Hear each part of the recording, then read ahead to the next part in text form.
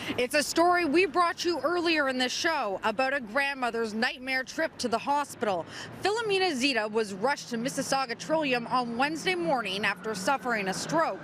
The 81-year-old was immediately admitted, but it took nearly a day and a half for her to be given a room.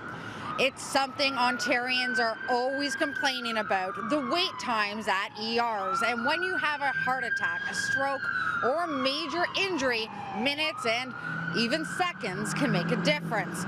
And as the Auditor General revealed earlier this week, some patients have a right to gripe.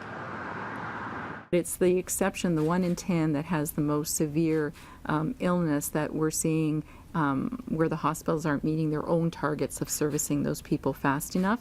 And there are consequences if people that require intensive care don't get those services right away. Philomena Zita, who waited 32 hours on a stretcher in Trillium's halls, didn't have a unique experience.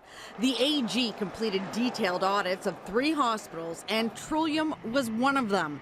They found that nearly 50% of patients admitted to hospital through the ER had to wait longer than the 8-hour provincial benchmark. Hospital wait times are unacceptably long.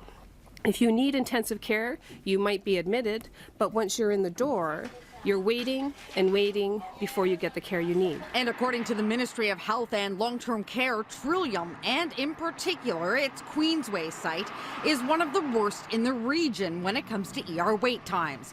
In October, the average time patients spent in emergency for serious and complex conditions was 7.5 hours.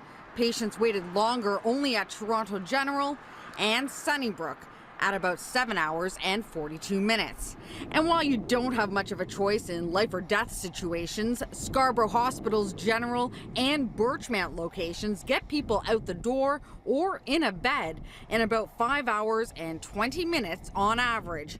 Humber River's Wilson Hospital is only slightly slower at 5 hours and 24 minutes. The system needs to be looked at when these bottlenecks are there and when you see that there are consequences. There are several factors at work here, including the availability of beds. Last year, over 4,000 patients were taking up a hospital bed when they didn't need to.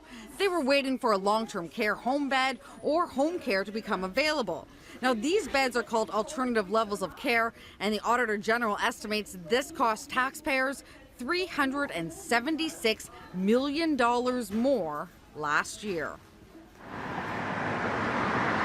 Now, it's not clear if Zita couldn't get a bed because of high level of alternate levels of care patients.